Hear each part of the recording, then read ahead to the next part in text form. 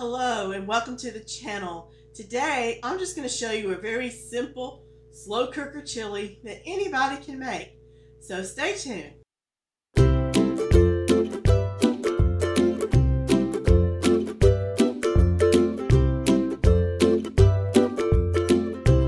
Okay, it's been a little chilly outside and also people are watching football games together, and so nothing is better during that season of life than a big bowl of hot chili. So I'm going to show you a simple way to make this. Actually, I'm going to make this tonight. I have a slow cooker. I can remove the pot. So what I'm going to do is make this chili in the pot. I'm just going to dump everything in there, mix it together.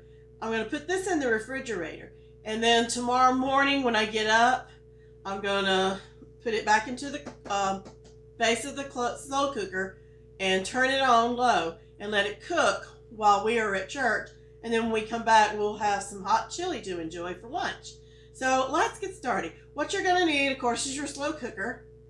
You're going to need about 1.5 pounds of ground, crumbled, and drained ground beef, 2 packages of chili seasoning. Now, I am not picky with brands. I do not endorse any brands, but there's only a few seasonings that I will use. I will not buy store brand chili seasoning. There's a alarm one. I can't think of the name of it. There's Chilio by French's, and there's McCormick. Just about anything McCormick is going to be good. So I do buy a good brand of chili seasoning. You're going to need 2 cans of your preferred beans. Today I'm using red kidney beans, but you can use pintos, or you can buy the ones that say chili beans, and they're basically pinto beans that are seasoned, so they're going to add a little more flavor to your chili if you choose to use those. And I've used those before and they're great. I love them. And then you're going to need 2 cans of diced tomatoes and 1 can of diced tomatoes with chilies in it.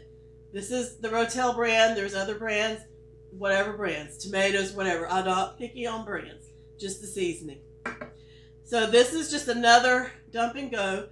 Oh, and my husband prepared a chopped onion. He likes chopped onion in his chili. You don't have to put this, but it will be very tasty in it. And I think he added about a teaspoon of garlic powder. Okay, so like I said, this is a dump and go. So I drained my meat very well, so there should not be any fat on this. So I'm going to add this to the slow cooker. There was a little fat in there after I warmed it up. And then you're just going to dump all these cans in. Here's 1 can of tomatoes. The second can. And the can of spicy tomatoes. I'm going to put my onion with my garlic powder in there. My beans. And do not drain your beans. You want to keep all the flavor that they were cooked in. Putting both in there. Next, you're going to add your seasonings.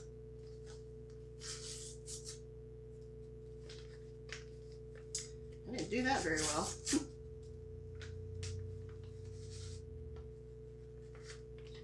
Now, if you don't like it very seasoned or hot, you can put 1 package in there. 1 package just doesn't seem to be enough for us.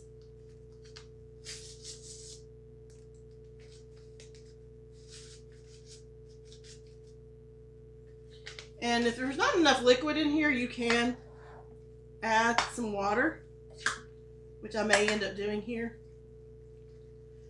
You can also use crushed tomatoes if you don't want the big chunks of tomato in here. I am going to get a can of water. So I'll be right back.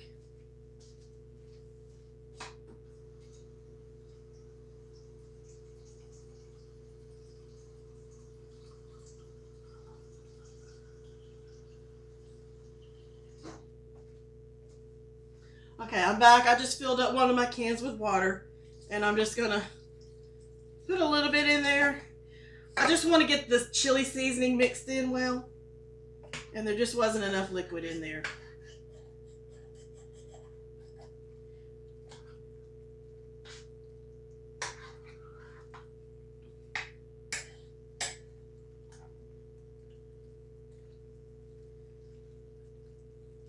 I think if you wanted to put a little cornmeal or something, it thickens it up a little bit, so it's more of a sauce. I'm just going to add a little bit more. Okay. But I wouldn't add more than a can of water.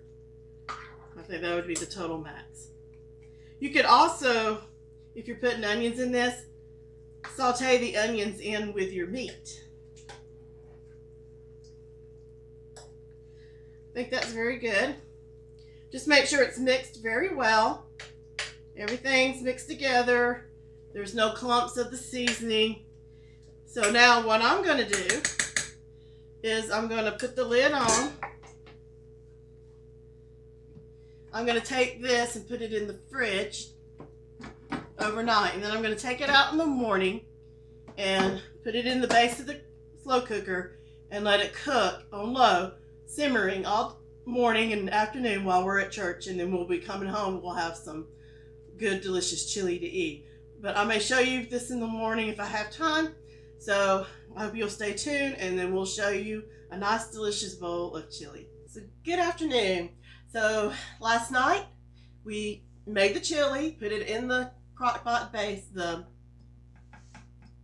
craft thing inside, put it in the refrigerator. This morning, before we got ready for church, we put it in the base, turned it on, and let it simmer while we got ready and had church service. And then now we're home, and we're going to take this over to a friend's house for lunch today. But we have somebody that's living here in the house that needs to eat too.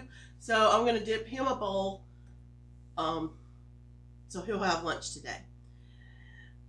So let's see how this chili turned out. Oh, it's so hot and bubbly. Smells wonderful. So let's put some in this bowl here. This bowl's going to get hot for me to hold in a minute.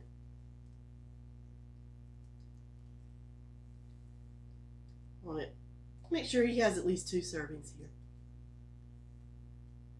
And then leave enough for us.